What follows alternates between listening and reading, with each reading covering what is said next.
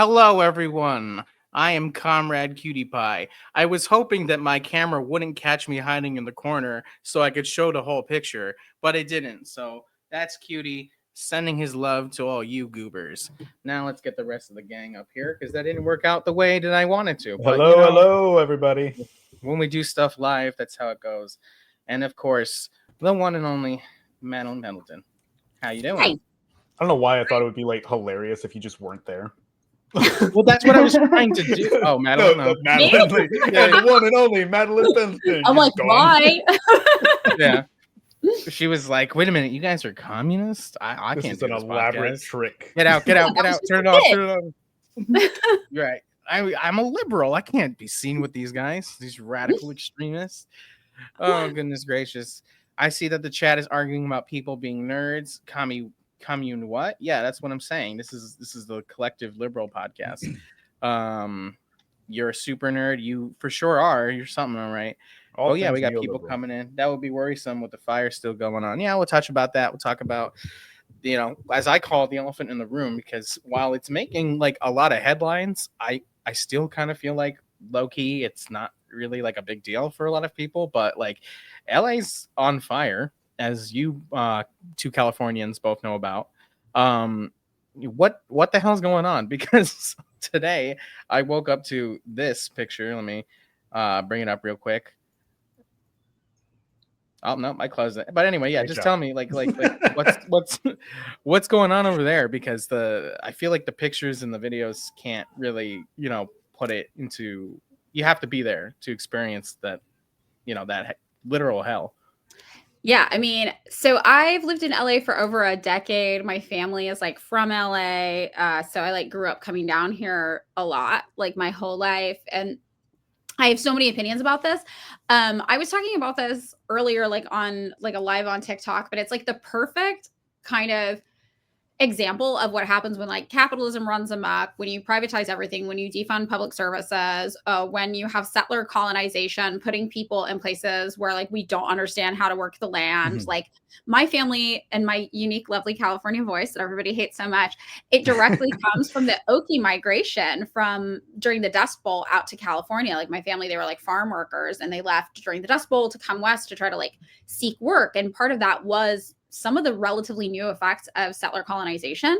So part of the way to put bodies in the West for manifest destiny was to try to promise basically white people farmland and farm jobs. And the way they did this was by aggressively irrigating California, but in a way that did not work with like the natural ecology of California. Right. So we have these like really terrible water systems. We basically put people living places where we weren't supposed to be living the way we are.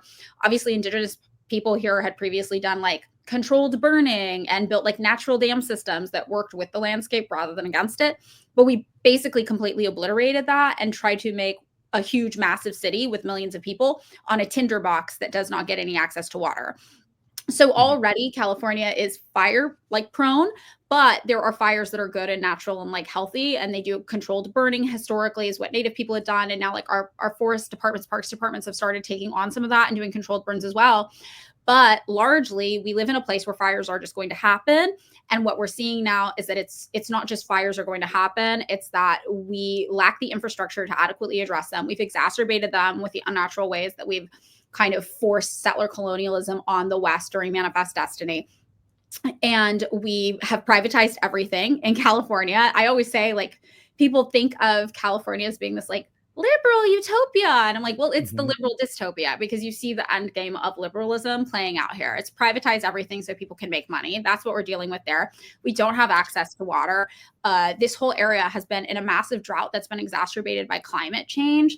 So we haven't had a drop of rain in 9 months, which means all of the foliage here, like the nature, the beauty that everybody thinks of in California, is ready to ignite at any moment. And then we just dealt with 100-mile-per-hour winds the past 2 days before the fire started, which meant when one fire started, because we had dry brush just ignite because we don't know how to work the land, then next thing you know, the embers are flying through the air at 100 miles an hour, creating more fires. And every fire is just making like 16 more fires. And there's not enough water for anybody to deal with because it's owned by a couple of billionaires. And our fire department was defunded in favor of giving more resources to the LAPD, which our mayor is now currently trying to spin and make it look like that is not the case. However, the head of the fire department is like, no, in December, we actually issued this statement complaining we would not be able to adequately address any sort of massive fire issue because our budget was cut, specifically millions of dollars in this one area. So that's kind of the perfect storm of what's happening here. But LA is really geographically large. So, you know, I happen to be situated 6 miles from one fire, 9 miles from another, and I'm in a safety zone.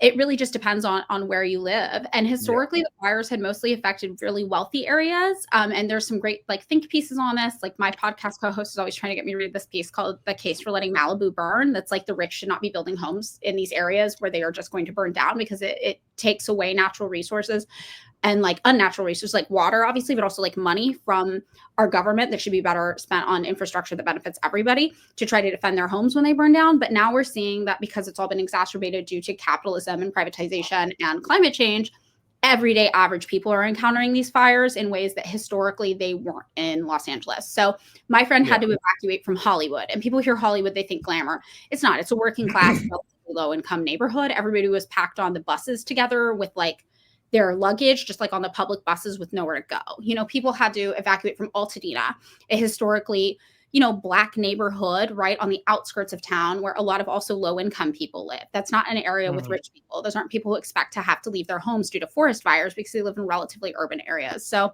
that's what's going on. So for me, my day to day, very normal. The skies above me are blue. Everything seems fine. But if you go 6 miles in either direction, it does look like hell. Like that's what it looks like outside. Yeah. So for people who don't know, this is a picture that came out this morning of the sunrise over LA. And I mean, it looks like a picture from Dark Souls, or like somebody in the comments said Mordor. Like, yeah, I was gonna say that looks like the Eye of Sauron. Like, yeah. Like we're in the dystopia. We're in the cyberpunk dystopia, just not with nearly as many fun gadgets, and the gadgets that are there are designed to kill and slaughter people. It might be better if there was more neon, but there's just not. We didn't get that far. Yeah, the aesthetics are not great because all the infrastructure is 100 years old and it's falling apart. It quite literally is all falling apart. Like there was a massive snowstorm in the southeast for places that are not equipped to deal with stuff that like New York, you know, is be able to handle for the most part. But like that's happening. LA's on fire. And then the other day I went to the bank and the whole plaza just didn't have power and everyone's just standing around like, what do we do? And I'm like, this is it. This is what's going to happen. Like there's, as the contradictions get so much worse, as the federal government and the state loses its ability to maintain itself, stability for so many people is just going to go down the toilet. It already is going down the toilet. And you're going to have basically a lot of people who are going to be reactionary, who are going to look for somebody to, you know, give them a hamburger. They're going to join sides with some pretty opportunistic people, you know, like black shirts. And that's where we're going, you know, where we're seeing like these when Donald Trump is like threatening, you know, to deport all these people with these right-wing militias. I saw on TikTok, some people were like very surprised. They were like, did you know that these militias are backed by the state? And it's like, yeah. that's what pogroms are. And people are going to be okay with that if it means that they can have power when they go to the bank, or that there isn't fires out in the east. But I mean, when it comes to the environmental aspect of this, you know, that is not going to go away. And I think that's what sort of makes our situation right now a lot more unique than the revolutions of the past. But we'll get into that. But what were you gonna say? I was gonna say one thing I found interesting, like in watching some of the videos from the LA fires, was seeing like Amazon workers still delivering, or like the Starbucks employees are still being forced to work. And they showed the footage of like, there was one, it was the Starbucks, you know, people were going in, and then in the hill on the background is just massive fire. And like, like what the hell? I mean, there is some element, I will say, like living in Los Angeles, you do learn to deal with fires. And I think that a lot of us, especially if you're not a rich person, which contrary to what the internet says about me, I'm not a rich person. You have to like get used to it because, you know, there's not, fires break out every single year. We have fire seasons here. We are so used to it only affecting rich people, though, that we are used to being really callous about it. We're kind of like, oh, Malibu's on fire again. Like, fuck them, let them burn. Like, I don't really care. So this is the first time I have seen in a real tangible way, not just like here and there, the fires actually affecting like normal, average working class people. So it does feel extra dystopian because you might have people who are under evacuation orders from their apartment complex, right? And then they have to go into work to start, or they have to do, I saw somebody getting grocery delivery at one of their houses on the hills that you had to drive through the fire to get to. You know, it's like this very strange thing. So, you know, I think that it's one of those things like everyday people are not able to escape. And that's new for LA because historically, like the way we dealt with fires is also to like Miley Cyrus's house burns down. She's got a private fire department. Most people don't even know that that's a thing that we have here. All the celebrities here have private firefighters to defend their homes. You know, because if the public firefighters are out there and they see a celebrity's house burning next to just like maybe one weird average middle class house ended up in the mix, or, you know, like worker's house ended up in the mix, not a rich guy's house, right? They will defend the average house and they will tell everybody exactly what they're doing. So like, I had my ex-boyfriend worked retail and his coworker's dad had a house in Malibu, but they weren't rich. They were working class people, right? So their house ended up in a fire zone and the firefighters literally came up to him while he was like hosing his house down, trying to let it not burn. And they were like, just so you know, like your house is our number one priority and we are not going to let your house burn down. And they just like let all of the mansions burn down and every single firefighter just like made sure this one normal house didn't go, you know? So it's like historically there'd been little situations like that, but I think this is the first time in a major way you're seeing these evacuation zones where nobody's a celebrity, nobody is super wealthy. So we are culturally in LA as a culture pretty jaded to the idea of the fires in general, but this is one of those, you know, those like moments where something different happens and everybody kind of wakes up. This is one of those, I think. Like when you have people who earn $30,000 a year needing to evacuate their homes for wildfires and they're like, I live in a shitty apartment complex in Hollywood. Like, what? I don't even own a car. Like, where am I supposed to go? That's like new for us. So that really is like the big difference in how we are all encountering and perceiving the fires. Yeah. It's just, you know, I like to ask the guests sometimes when we come up here, like, you know, how have you like experienced like climate change in your life? You know, because there's still some people who either refuse to believe or don't believe at all that climate change is a thing. So like for me, growing up in New England and New York, like I remember it, you know, snowing as early as October and as late as April. Now in New York, we just get ice storms and incredibly hot summers. So, I mean, like, do you have anything that comes to your mind? I mean, okay, so I have one that is both climate change and like capitalist land use intersecting. So I'm from the California Central Valley, right? The farmers, the Okie migration for the Dust Bowl, like I talked about, and everybody settled in Central and Southern California. So our family kind of extends from Central to Southern California. So one of the big things in Central California is that drought combined with irrigation practices combined with over farming, specifically of cotton in the Central Valley, which is horrible. It's like really, really bad for the workers, for the farmers, for the people who like the farm workers, rather, not like the farm owners, you know, who are actually interacting with it. And people who live in the surrounding areas, they always have to deal with the ramifications of the overwhelming pesticide use that goes into growing and maintaining cotton. But one of the things people don't think about is the water consumption that's necessary. So the combination of climate change and the overgrowth of cotton in the Central Valley literally destroyed one of our biggest lakes. Like it just doesn't exist anymore. Like, so when I was growing up, Tulare Lake existed. Tulare Lake does not exist anymore. It's just not there. And that has a lot to do with drought in California as well. So it's like the combination of those two elements. But more than that, yeah, the LA fires are like the first and foremost thing that we encounter because they happen every year. 2022, I believe, was maybe even worse than this year. It was pretty bad, but they are increasing in severity and like they're just happening in weirder areas. Like there aren't places that are safe anymore from fires. Like it used to be that there were places where you're like, well, this is not a fire zone. I'm going to be okay. And that really doesn't exist anymore in LA. You'd just have to deal with like some maybe excess heat or smoke that blows over, but not an actual like fire. Well, it depends though, because again, Hollywood, I think when people think Hollywood, they think the Kardashians, and that's not what Hollywood is at all. And that's what sometimes you go to Hollywood and you see like families there with their kids, and you're like, oh, you're in the wrong place. This isn't where you want to be. This is like Hollywood is a very, very working class neighborhood, right? It is. Oh no! Did we lose her?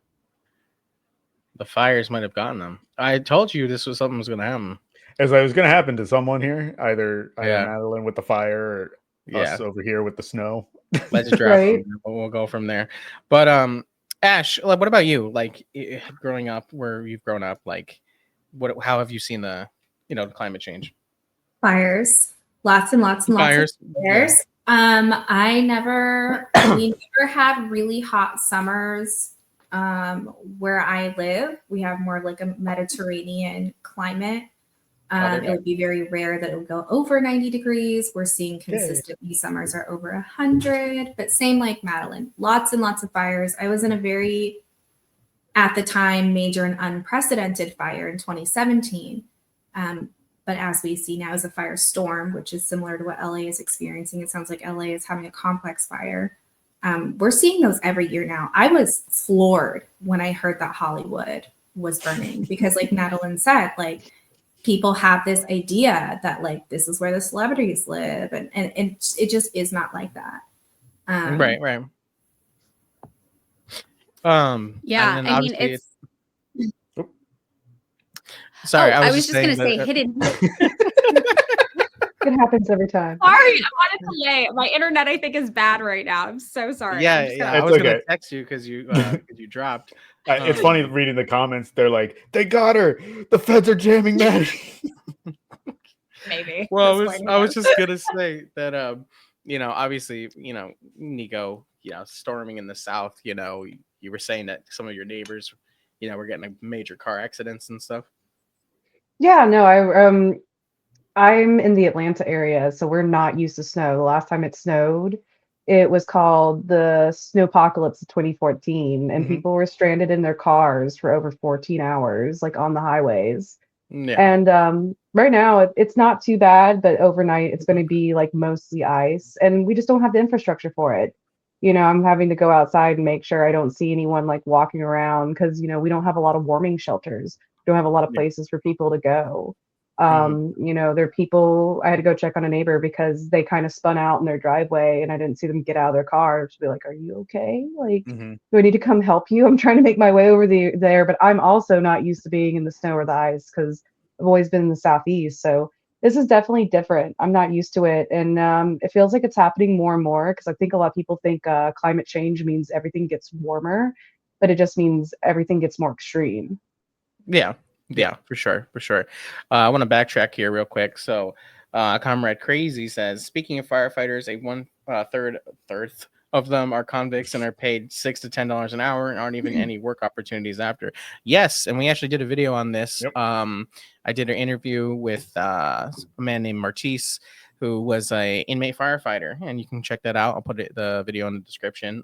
They give us a lot of insight on what that life was like. I actually threw up a clip last night, but in that clip, Martise is talking about how like it's the inmates who are doing the firefighting, like the actual firefighters. Like while they're present and they're doing some things, it's mostly like maintenance of the firefighting, while the inmates are the ones actually doing the work. And firefighting, for people who don't know, isn't just spraying a hose. A lot of it is controlling the environment, either chopping down trees or digging trenches, moving mud in order to control the fire's either movement or extinguish it or whatever have you. But go ahead and watch that video. It's very insightful on what they literally have slaves in 2024 2025 doing and what they're doing now in LA. But anyway, Maddie, so I kind of wanted to bring up and ask, so one of the things we've talked about here on the podcast before is that I think one of what makes our time unique in the struggle, in the class struggle, is that with climate change, which is brought on because of capitalism and imperialism, we sort of face, I would say, a very unique situation where the revolutions of old, you know, the Bolsheviks, the Cubans, Vietnam, like there was much more of a sense of the liberation of the nation, liberation of those people. But now it's almost as if we're at a point where it has to be a liberation for all. It cannot just be like, oh, we've got ours and let's move on. Now, I'm not trying to like say anything like some Trotsky shit and be like, you know, why am I forgetting the concept? Revolution. Yeah, I don't know why I can't remember what it's called, but yeah, permanent revolution. Thanks. Brain's lagging. Yeah, so like I'm not trying to say that, but what I'm saying is that like us here at the heart of the empire, if we can't accomplish what we're seeking to accomplish, like it's spelling out virtually the end of the species if we cannot get it together. I'm just we truly have an that. existential threat. Right. Mm-hmm. Yeah. I mean, this is something that on my podcast, my co-host and I fight about a lot, because I always am like, well, nobody can deny that nationalism has been a motivating factor. It's pushing towards a lot of communist revolutions for people who had experienced colonization. Like, and obviously the nationalism of recent colonized people is very different than the nationalism of people within the imperial core, right? So, and this is something that I fight with my podcast co-host about all the time, because he's like, the end goal can't be nationalism. I'm like, nobody wants the end goal to be nationalism. But, you know, there is something to this way to identify yourselves and your neighbors, especially your neighbors maybe who aren't super politically motivated, where you can point to someone and say, they are the people harming us. And we need to come together as who we are to defend ourselves from the outsiders who seek to oppress us and overthrow us. And we don't really have the opportunity to do that in the same way to utilize whatever nationalism goes on here in the United States. Like, there's no effective way to use that, because we are the big bads. Like, we are the oppressors. We are the empire. So really, that I think is the unique challenge that's presented with the United States. We can't point to someone very easily and say that's the enemy. You know, the CIA tried, right? But the USSR doesn't exist anymore. So who's our enemy now? It's China, you know? So, so the idea that, you know, we ourselves, like as communists, need to come up with who the enemy is in a way that's easy to communicate to everyday people who aren't political, maybe people who don't pay attention, in a way that gets them on board, I think is like our current struggle. Because how do you explain to somebody who doesn't really pay attention to politics, but also might live in Atlanta and be like, I don't understand why I have to deal with ICE right now? Like, how do you connect it to the people who are actually oppressing us in that person's mind? Because you can't just point to like the other. Like, you have to identify the other for them first. The other doesn't already exist in their head. And if it does, it exists in this like really vague way. They're like the elites, you know, the ruling class, like they don't have anything to really connect it to. So that has really been my struggle, because if you say, you know, the elites, right, people think you're like some weird right-wing kook, right? And that might work to recruit some weird right-wing kooks, and that's cool, right? But if you're talking to like your tote bag Subaru driving liberal neighbor and you say, well, you know, the elites in power, they're just going to write you off completely. So how do you connect with that person and really make them understand, like, it is the rich doing this to us, right? Because just saying the rich doesn't seem to land with them either. So I think one of the unique struggles for us as Americans to try to educate people about class and class politics, right, and communism in general, and the dangers and horrors of capitalism with this ticking clock of impending climate crisis. We're already in it, right, of existing climate crisis. I think trying to find the messaging that lands with people, the rhetoric, it's boring. It doesn't sound sexy. It doesn't sound fun. It doesn't sound exciting. It doesn't sound like an important part of the struggle. But I think finding the right rhetoric to draw those people in is actually our greatest struggle and challenge today. And the thing that, if we can figure it out, is going to be super effective at recruiting people. But I don't know how you make it land with a liberal in particular. I think I kind of understand how you make it land with a conservative, but it's like, how do you get that message across to a liberal? No. Yeah, I mean, it's such a struggle for even communists sometimes to understand that in so many ways, the liberal is worse than Joe Schmo, who's a conservative. He's not like a, you know, a Nazi or anything like that, but, you know, he thinks, you know, he might like some things that Donald Trump says, and he might say some ignorant stuff sometimes, but that person in many cases is a way easier to talk to and relate to than the liberal living in a, you know, $400,000, $500,000, you know, McMansion, you know, who is more concerned about, you know, getting in somebody like Kamala Harris in as president versus, you know, bringing down the system. It's very difficult. But yeah, so what I wanted to ask you too is like, while we're on this precipice, right? And I don't want to combine all the questions together, but we're on this precipice where we're at a point where we have an existential threat. LA is burning, there's snow in the south, you know, the right is ever inflamed, and people on TikTok are more concerned with I would say keeping up with appearances, with identity politics, and trying to be self-aggrandizing and self-righteous. And you know exactly what I'm talking about. So you ran into an issue, I would say, a couple months ago or a couple weeks ago, I don't remember, time isn't real, where basically you had just mentioned to us right before the podcast started that like you were like, yeah, I'm a communist, woo, and then like people kind of either didn't take you seriously or they forgot. And then when you made a video about the DPRK, you were like, oh yeah, I mean, you know, based, and people, liberals, were very, very upset with you about that. So can you walk us through that? Like how did that play out? Because we've had something similar. So Okay, yeah. So I think that for me, I was really inspired to see on TikTok specifically, on social media everywhere, but especially on TikTok, what seemed to be like a shift in how the public was regarding Palestine and Israel, you know, starting in 2023. I had grown up, obviously, I started getting into socialist literature when I was 13 years old. You know, my cousin's boyfriend when I was a teenager was Palestinian. Now they're married, they have kids. So I knew a little bit about what was going on in Palestine from him. And I was like, oh, I'm going to look into this more. I want to learn about this. And, you know, you learn about it for the first time and you're like, oh my God, this is really fucked up. Like, this is evil. Yeah. This is so deeply evil. And you want to tell everybody. And, you know, you go out into the world and you don't have any reference points for what the world thinks about this because you're young. And you're like, yeah, did you guys know that like Israel is doing ethnic cleansing in Palestine like right now? And it's like really fucking evil and we need to stop it. And then the immediate thing you hear is like, well, that's actually anti-Semitism and it's really complicated and you don't know what you're talking about. And you hear it from everybody. Right. So, and then from that point on, you know, that was like what, the year 2000, 2001, when I had that experience, I was like, okay, this is just going to be how people regard the situation forever. So to see 2023 rolls around and now all of a sudden young people who've never really thought about Israel or Palestine are starting to look into it to try to learn what's going on. And they're horrified because it's horrific.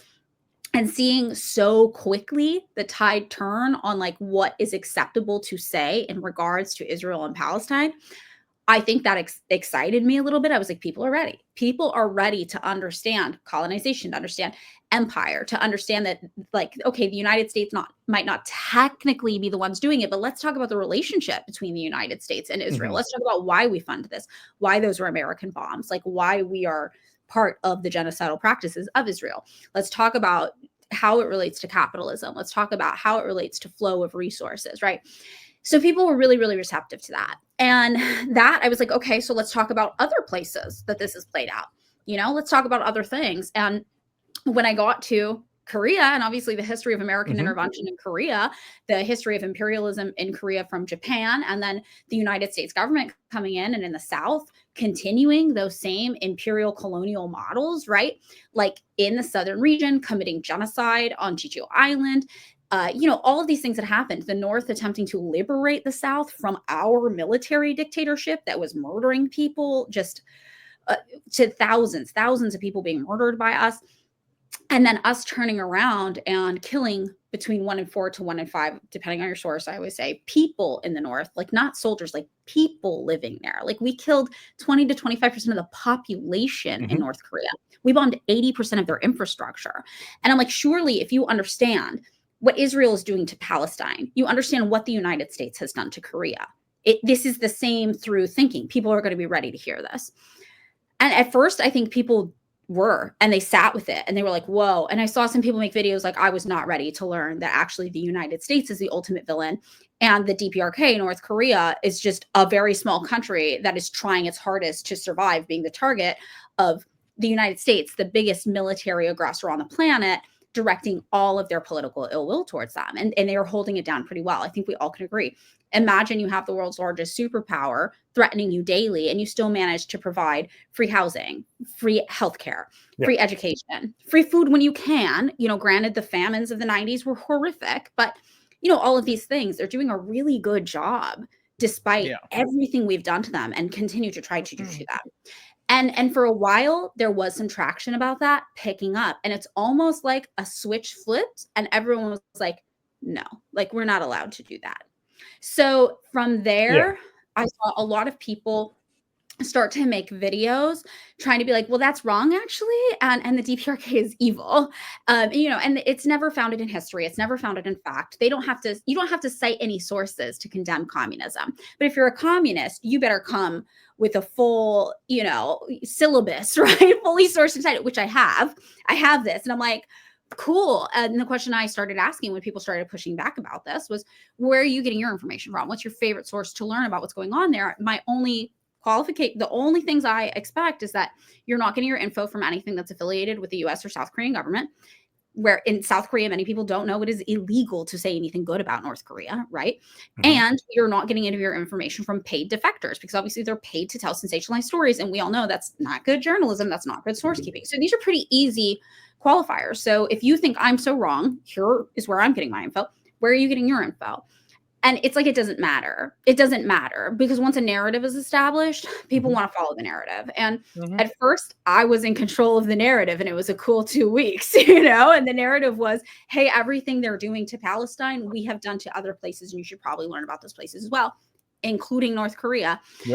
And then the people who kind of got a hold of it and were able to flip the narrative, it was really alarming to watch happen, because it didn't matter what was true. One of the guys that was the wildest one to me, and this is a great example of identity politics kind of being the liberal mindset and how damaging that is to our ability to interact with the truth, who is not a Korean man, not Korean. He was an Asian man, though. And a lot of white people were like, seems Korean enough to me, because that is how our fucking brains work, apparently. And he made this video. He is not qualified to speak about North Korea at all. He's not a historian. He's a poli-sci major, I'm pretty sure, from Chicago, which tells you a lot. But what does that have to do with anything? And in his video, he was like, well, this is wrong. And it's actually, if you think about it, kind of racist to say the United States is the reason why Korea experienced hardships, because if you think about it, that just means that maybe Korean people aren't capable of being fully formed humans on their own who also make mistakes.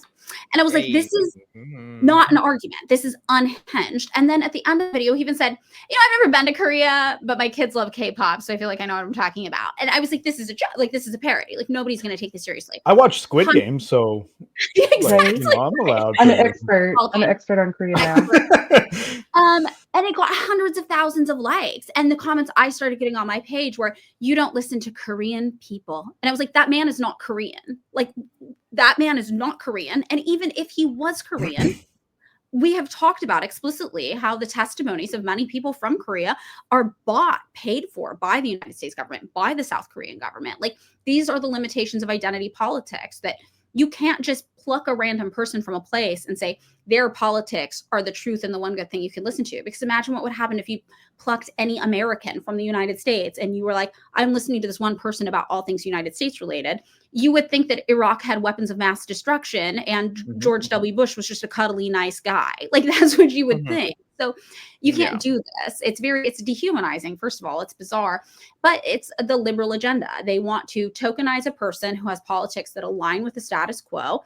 And then they want to pat themselves on the back for having listened to them like they've done something. And they haven't. And what the Democratic Party weaponizes as well. So I mean, it's the aesthetics of revolution that people go for. Like you said, patting themselves on the back for listening to someone. But back last year, me and Ivan and Cutie had gone to the Palestine protest in DC. And towards the end, I remember specifically this one girl looking around going, hey, when does this thing end? I have dinner reservations. And it's like, okay, well, you're not there because you actually believe in the cause, or you're not really engaging or learning about what's happening here. You're just doing it so that you have a post to say, I was here, I believe in this, I listen to these people, return to my nice cushy life and do whatever I want. Yeah. It's the We whole should interview her. to brunch. We should have interviewed her. That would have been funny. That was awesome. Interview. I think the battery in the camera was starting to die. I was like, I don't think we can do it. Yeah. For those of you guys who don't know, because there's a lot of people in here right now. Thanks, Madeline, for bringing them in. We did a documentary on Palestine and the protest that happened in November of last year. Please go ahead and check it out. It's called Palestine: A Cry for Justice. But yeah, Madeline, we at Kollectiv definitely understand what you're talking about.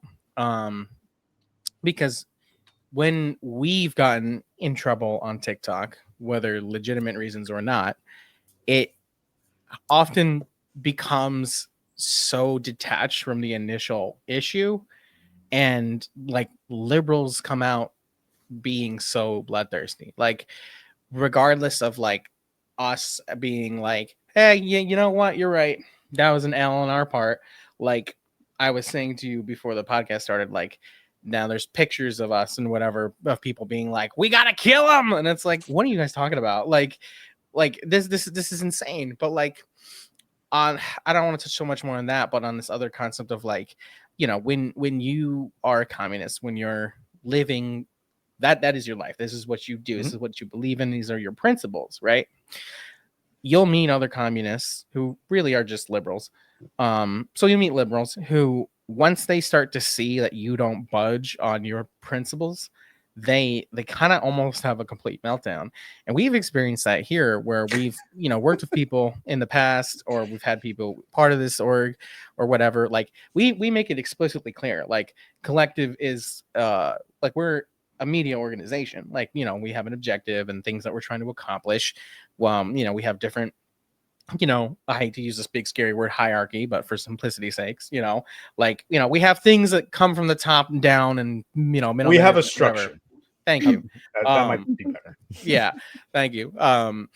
And like we've encountered people who are like, yes, I want to work with you guys. And we're like, okay. And then like as soon as it's like the first hurdle of like a very nice email, like, hey, did you get that done? And it's like, I can't believe you asked me to do this. And it's like, I don't know what you want, man. Like we're like we're not even out in the trenches. Like we're still at home. The AC's on, and I can't even get you to do like the simplest thing. So like it's just not gonna work out, you know?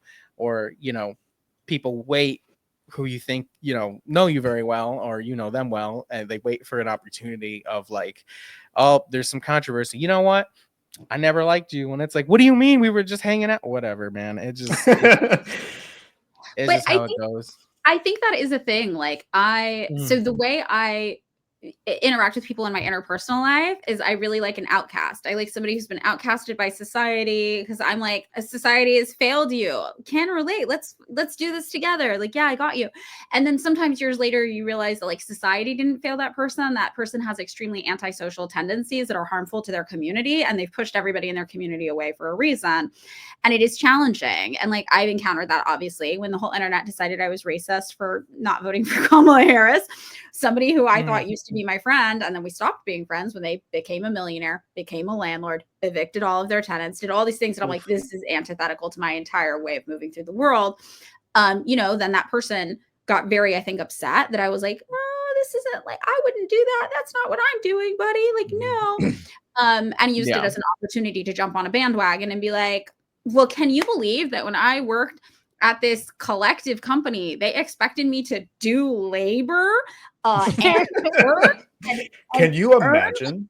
Equal pay as everybody else who was actually working more than me? And it's like that you're so detached from reality, you don't know how that looks. Like anybody with a firm ideology is not going to look at you complaining that you had to do labor to interact in society and be paid the same amount as everybody else doing labor and be on your side. Like it's so deranged. But when you encounter people like that who don't have a strong ideological framework to come from, you see the contradictions in their own life. They see the contradictions in their ideology versus yours.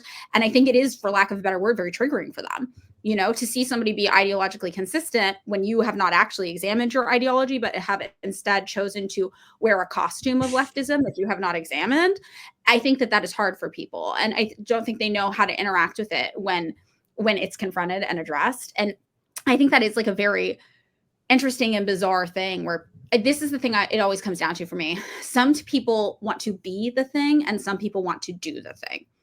And there are a lot of people who want to do something, but they don't want to put in the work to do it. They want to walk around and be able to call themselves a communist, call themselves a leftist. They don't want to read any literature. You know, they want to be able to argue with you online about things like DPRK. They don't want to actually research anything that happened in the DPRK.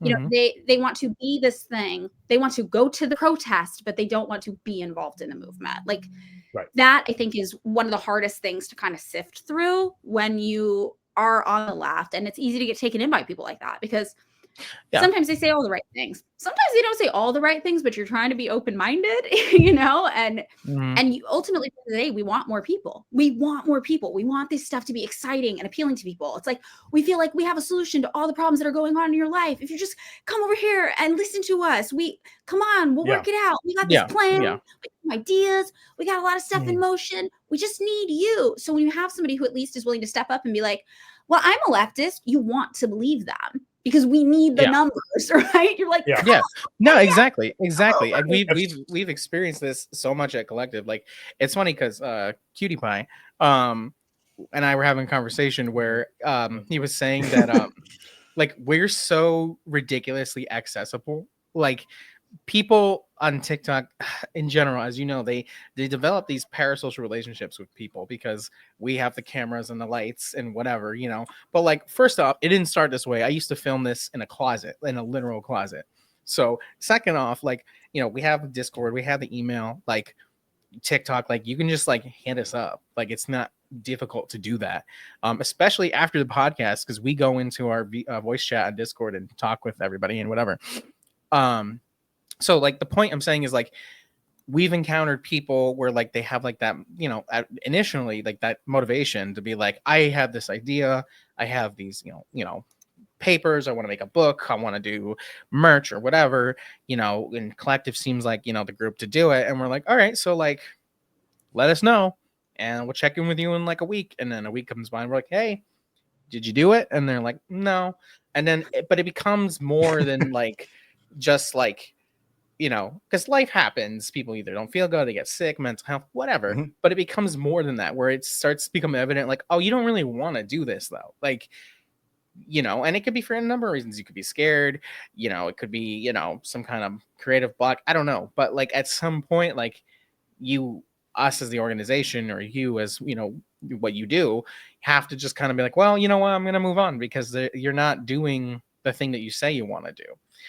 But then you get on the inverse, or not so much the inverse, but the other aspect of this, where like you see people with a hammer and sickle, you know, on their username on like TikTok, and they are looking for places where they can feel like they are morally and principally correct, like in like TikTok call out lives or debates or whatever. And it's like, I don't know, man. At some point, we gotta like move on from that, you know, like we gotta actually do more. And I know some of the ops would say something along the lines of like, well, Ivan, you're not being fair to like maybe disabled comrades. Half of our organization are disabled people.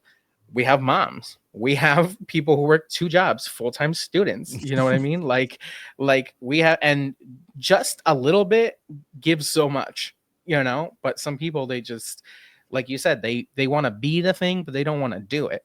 And then they kind of get upset with us because it's like, well, they're the ones doing it. Well, yeah, because we just did it. I don't know what to tell you. You know what I mean? Like, but I don't know if I'm rambling. I don't know if I'm making sense. But like, there's a lot of people. There's a lot of people that know just the right amount of buzzwords. They know just enough to kind of get the platform started, and ultimately, the idea, or at least the name communism, is a bit more popular with younger generations these days as compared to other ones. But they're not seeing it as, oh, we need to build a revolution and be all that. They're just sort of capitalizing on that attitude and that aesthetic to build their own personal brand. And it's very evident when an actual communist comes up and says something and then they sink their teeth into it. Yeah. I think that is the thing. There's like the respectability politics thing. That's like a liberal thing, you know? And part of being a communist is that you're going to say stuff that's not popular, right? Because nobody else is saying it and people need to. And you might be the first person who's ever exposed people to these ideas. And part of the burden is that you have to deal with the pushback. You know, and for me, okay, I feel like one of the things you have to think about is like, what can I do that I'm good at? Like, where can I be useful? Where can I be helpful? And I'm a yapper, right? So I'm like, I can yap about communism all day long. Like, I can yap about it and talk to people about it, you know? But that means that if I'm talking about these concepts, I have to be okay with the fact that for a lot of people, I will be the first place they hear them. And these ideas might be shocking. Like, it might be shocking to you to hear that the CIA admitted Stalin wasn't a dictator and you only think of that. That's true because of all of this propaganda that's been pumped into your brain. Like, that might be a hard thing for you to realize. And you might want to push back about that if you hear it for the first time from somebody. And like, you have to be okay taking that heat if you were people's first exposure point to a lot of these ideas. And I think one of the things to me, like, sometimes people will be like, oh, like, you're the performative activist. And I'm like, I don't consider myself an activist. Sitting here and talking to you guys on my phone is not activism. You know, I'm hopefully educating some people. I'm hopefully getting through to some people. It's not activism necessarily. Maybe I'm doing propaganda work. Cool. That would be awesome, you know, but materially to me, like, activism is things that you do with your local community to help make a difference in people's lives. And you can do that. A lot of people do that in our personal lives in small scale. Once I started to get a huge following on the internet, I kind of retreated into that really localized mutual aid type thing. And I found the shortcomings of that. Obviously, you can accomplish more when you are part of a larger organization of people doing things, even if you don't feel you were able to contribute a lot. You know, so if you can join a bigger organization, even if you're like, all I can do is fold leaflets. It's like, well, go just tell them that. Be like, I can fold leaflets for 30 minutes this week. Cool. Awesome. Most people will be okay with that, you know? And it's just like little things you can tangibly do. And here in LA, one of the best examples I've seen of just like, oh, this is actually making a difference in people's communities is there was a commie book store that opened up and they started offering free childcare while they were there for everybody in the community. Like, if you got to go do something, we're sitting here anyway. We'll watch your kids. That's totally fine. If you trust us, we'll do it, you know? And like, these are the kinds of things that the Black Panthers used to do, for example. It's like these very material things in people's communities that show like a positive spin on things that are nice. Just, we're not reacting or responding to the horrors of the world, because a lot of people, especially liberal people, get burnt out thinking about that, which is upsetting and disturbing, that it's like, oh, you can't be bothered to consider it, you know? But those are the conditions that we're in. So if you find someone who can't be bothered to consider the horrors of the world, but need someone to watch their kid while they go to a job interview, you can be like, well, you know what? The commies are going to do that for you. That's what the commies are doing for you. So that's going to give you a good name. And like, this is what I think about a lot. Like, if I had the means to do something outside of like what we do at our workplace, for example, which again is very localized. That just helps like 10 of us. That's not widespread change on any level, but it's like a free store in your community. Even if you only work it on Sundays, can do so much. Bringing your neighbor's food that you grew in your garden, that's too much. That's little, right? That's localized. But there's like positive things you can associate with communism that are outside of the people, you know, just talking on our phones on the internet, which I don't want to say is useless, because I think it does expose people to new ideas. But it's education, it's propaganda, it's propaganda. Extremely useful, because, you know, none of us here might be a Vladimir Lenin, but, you know, maybe the Vladimir Lenin of today is currently watching us on TikTok, learning the base information. Right. You know? Right. Exactly. Right. Yeah, I wouldn't say it's useless, you know, either, but it has to become more, you know, and that's one of the things that we're seeking out to do with Kollectiv.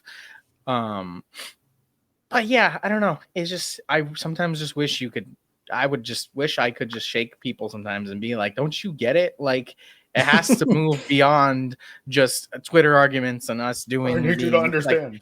Like, sitting alone in a live with no viewers screaming about Comrade Ash. Like, it has to be more than that. You know what I mean? Like, that's all I do. You just can't do that. What'd you say, Cruz? I said that's all I do. It's just anytime Ash does anything, I'm just like, God fucking damn it. Well, people do. People don't like our gal. And they don't like me either, and they don't like Madeline either. So I wonder what's the consistent. Hey, well, we like you, so We do like you a lot. 500 people. I mean, I did trick a lot of people into liking me for a long time, and I think that's like a pretty good. Oh, I got some people in. I keep telling people I'm trying to create an alt left pipeline. I'm like, oh, do you like listening to punk rock music and dyeing your hair? Me too. That's so cool. You know who else would love that? Kim Jong-un. Absolutely. He's got a stick. He's got the fade. He colors his hair purple. It'd be great. It'd be awesome. Yeah. I get it though, because like I've mentioned this before. Like I feel like I'm at a point in my life where I'm kind of living two personalities. Like I'm in the medical field, so I go to work and I do my thing, got my little scrubs and my stethoscope, and I'm like, hey everyone, what's going on? Oh, by the way, we gotta kill some motherfuckers to save the planet. So like, I'm not that I mean that, that's a joke. In Minecraft. In Minecraft. But anyway, so speaking of like moving out of the online space, right? So, I first, encountered you when you were talking about your business online. So, and you mentioned a little bit on the pod just now, like how you sort of got into the socialist thing. So how do we go from there to your business? And, let's just start there. Yeah. So, okay. So I have run a clothing company on a socialist model for 13 years. And the model currently, the way it works is that everybody who works at the company earns equal pay for a day worked. I know that's not like a core tenet of socialism. It just made sense to me. So that's what we do. Sure. We also have a standard 4-day, 28-hour work week for full-time work. And we do like profit sharing. Legally on paper, I'm the technical sole owner because it makes our access to financing easier. Yeah. But we do an equity agreement. So basically the amount of time you work at the company equals your share of ownership. So like it's weird, but like the number of total hours that have been put into the company are divided up based upon you and which part of it was your labor, and that percent of it is equal to your ownership. So like I'm technically the person who's been there the longest consistently. So I have the most ownership of the company, but it's 21%. And the next person down is 14%. So, it kind of diminishes from there. So all of the ownership is equal to the labor you put into it. Which not a perfect system. It's the one we landed in. I'm not like a market social, it's whatever. We're doing the best we can in the system we got. So it's nice though. It's fine. It's not a utopia. It's not perfect. We deal with issues. We deal with problems. But we try our best to just like take a worker-centric approach whenever we can. And that's kind of the business. And it really stands out to people. We try to like break even, but the one year we did randomly have profit, which I think had to do with everybody being home and getting the COVID unemployment extra benefits. They couldn't spend their money anywhere but online shopping. So they all just started shopping with us. That year we ended up having like 33% more sales than we usually do. So we ended up with all this extra money, and I knew it wasn't going to last. I was like, this is like a fluke thing. So we voted as a group what to do with the extra profit. And as a group, we voted to get everybody who worked there a more reliable car. So like, that's how we deal with profit when it comes about. And usually we don't try to have profit, but when we have it, that's what we do. We just share it amongst everybody, and everybody gets to kind of vote on what we do with that. So yeah, that's like the model of the company, and it's people to hear. Nope. Come back. It's also hard because sometimes it excites people too much, and they're like, am I back? Yeah. Okay. So they're like, is it perfect? Yeah. It's a dream job. I'm like, no, it's just a job. It's just we have our own issues we deal with. You don't know how many times in that place I tell people you don't have to love your coworkers. You just have to not kill them long enough to get a paycheck. Like, it's not like some Brady Bunch kind of dream come true. It's just a workplace. But the only difference is that we all just earn the same amount of pay and are kind of in it together. And everybody knows that the work they put into it is equal to what they get out of it. And it's just so simple. It's like the changes from a normal workplace are so minimal, but it really is shocking when you discover that like the reason this can't function like this everywhere is literally just because one person wants to take a lot of money usually. Like I did the math once, like if I as the owner of the company decided to pay everybody their minimum wage, I would make over $400,000 a year. And like we would have the exact same payroll cost per year. It wouldn't cost the company anything else. I could just be like, you're all minimum wage. I keep the rest. I make $500,000 a year now, basically. Nothing business-wise materially changes other than who's getting how much. How the our individual lives materially change. Right. Exactly. So, and the thing is, we're not rich. Like I always tell people, like lower middle class in LA. You know, I know lots of people don't like the class distinction. I will say I use the class distinction because I think it can be radicalizing. I think part of like the American mythos is that like you're doing so well as an American, you're doing awesome. Everywhere else is struggling. You don't even know how good you have it. You're doing so great. We have the strongest middle class in the world. And the reason why I like to use the class descriptions is because I like to tell people, you know, you can look up what class you fall into based on HUD income limitations for your county. You should look it up. And the reason I do that is because that's the first time many people learn that they are actually poor. And that they thought they were doing really well because of the myth of American exceptionalism, this myth that very, very basic, even not even basic, subpar standards of living, you know, that they have been told are actually really awesome and other countries don't have this and nobody else can do this. Oh my God, you're so lucky to be an American. To look it up tangibly and be like, no, actually, you're not doing great at all. You are actually you were broke. You were struggling. Like other countries just give people healthcare. Like other countries just give people housing. Like, you know, these kinds of things. I think it is radicalizing. So I use the class descriptors, even though lots of people don't like to, for that reason in particular. And I tell people that, you know, we under HUD designations for Los Angeles County's income, we are lower middle class, but it's enough for us. You know, it's enough. $73,000 a year. That's what we make from the company. It's enough. And it allows us to employ more people and, you know, kind of give more people enough. Right. And that's kind of how we live things. And I think a lot of people think like, well, under communism, everybody is like equally poor. And we know, obviously, historically, that's not the case. We know, you know, under communist leadership everywhere, socialism has been implemented. I always say this, life expectancy and literacy rates have gone up, right? We have all these like material indicators of people's lives improving. And $73,000 might not be a lot of money, but I can tell you for every single person who's worked at that company, it's a lot of money to us. It's not money we could have made anywhere else. I never have made that much money anywhere else. Neither has anybody else worked there. So these are the types of like, it's not glamorous, but it's a material improvement in our lives that we can offer. Right. So and that's kind of exactly it. You know, like you are taking your principles, your politics, what you believe in, and you're applying it in a way that's not perfect, like you said, but in a realistic way into a model that can materially help people. And I think that's where a lot of communists kind of lose track, especially TikTok communists, because they get so engrossed in the literature and the concepts, which you should do, but they kind of just stop there and they don't move forward. And that's where you get people who are like left commie or, you know, anarchists, and they just like don't have like that. Okay, so like we have all this information as theory, we understand what's going on, now we need to do praxis, like Nico just said in the chat. In praxis, you know, it could be the other things that you mentioned, you know, checking on your neighbors or working at a free store or whatever, or like you know, who you had a bigger opportunity, I guess, or more lucrative, I don't know, to start a business, and you're trying to help people in real life way more than any other CEO or business owner that I could say I've ever spoken to. And I know you definitely get criticism, you know, for that, where I've brought you up in circles before, and people have been like, well, they're not a communist because they have a business. And it's like, okay, well, I mean, and like I'm sorry, but like if you have any concept of like where this is all going, because it won't just be, you know, free stores and mutual aid. Once the state starts, you know, going after people more, you're gonna need money to fund certain things, you know. So like, what are you talking about? Like, we still live in reality, you know. What were you gonna say, Cruz?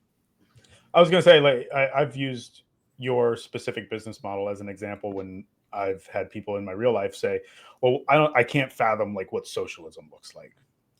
And I'll bring you up and just be like, while this isn't like a perfect one-to-one example, because obviously we exist in capitalism, so you're doing what you can, but the idea of the workers owning the business, coming together to make decisions on what to do with all of this is more or less what at least the base level socialism would look like. And that's why your boss is an asshole, because he's taking all your money. Right. Yeah. Anybody's boss could choose to do this. They just don't choose to. That's it. You know, and I think it is interesting. That is one of the things too, where like sometimes I'll get in fights with online commies, right? And they're like, how can you be a communist when you own a business? And I'm like, okay, are you understanding the principles of why like businesses, the way they function under capitalism, what the actual harm is? Or are you just like hearing the buzzword and getting upset about it? You know, like if you actually, because what I did is I was like, how do I deconstruct the problems with this? Like, how do I look at what the actual ramifications of private ownership of businesses, and how do I mitigate all of those as much as possible? And that's like the goal, obviously. But I think, yeah, you do end up with people who want to be like this like super morally pure form of something, and it is so devoid from reality that it becomes antithetical to praxis of any kind. You know, it's like, well, I'm glad you invented that utopia in your head. We're doing the best we can to work with what we have here and make things happen. You know, and I think that that's like that's one of the things I try to do to live my life. It's like, I don't need to impress somebody by living 100% to their standard and their interpretation of communism. I'm going to just try to do some shit that I think kind of works and makes sense. And I have to say, with the business, this is the current iteration. This is not the first iteration of like an equitable socialist business model we tried. We tried 2 other ones before that fucking sucked ass. Like, they did not work. Like, they epically failed, you know? So it's like, I'm not perfect. I'm going through and trying things and seeing what sticks. And this one has worked for years. This has been the best one I've come up with so far. So sometimes when people are like, well, what about this, this, and this? And I'm like, hey, if you find a better way to do it, fucking let me know. I would love to hear it. Like, I don't need to be the smartest person in the room. I'm just trying to do shit that works for people. And I'm not always going to get it right. And if you get it right, tell me. I want to learn from that. I want to learn from you. And that always too. In the meantime, you know, we'll ask for some advice, wink, about how all that situated. Oh man, I think we did it, guys. I feel like you've kind of walked us through everything that I really had to ask you, but I want to make a few announcements real quick. So, number 1, Ash's debut video essay on human nature is out now. Please, chat, go watch it. It's a great video. Her and I worked on this for a long time. So did Comrade Cutie Pie. It's a video about basically debunking the myth that communism doesn't work because of human nature, while also explaining that human nature is subjective and conditional on, you know, even more variables. It's not. It's fluid. It's not just something that sits there. Janet just posted the link. Second announcement. So the our last stream, I'm not gonna say the name because I don't know what's gonna happen. Our last stream got taken down immediately. If you go on the community post, you'll see what I'm talking about. It is still up on X. Please go check it out. I'll put the link here too. I'm also gonna, assuming this stays up, try to chop it up into clips and we'll put it there. But speaking of clips, so we're doing some housekeeping. So while we're keeping the KollectivTv channel, we're going to be keeping mostly the clips of the lives there and moving the entire lives to another channel called Kollectiv Live. So please go ahead, find it and subscribe it. So if you want to watch this entire episode, you can find it there. If you just want the highlights, we're going to put it on KollectivTv. But the live will still be hosted on this channel. And I think that's it. I mean, 2025 has been kind of a wild year so far. Both, you know, it's been a hell of a year. Already, yes. Madeline, thanks so much for coming on. Don't Thank you leave once the show's over. Don't leave. Yeah, we make this is a constant joke because guests always leave, and we're like, damn, we had more to say to them. But yeah, thanks for everyone watching. Please check out those videos. Subscribe to the new channel. Be on the lookout for a maybe possible third.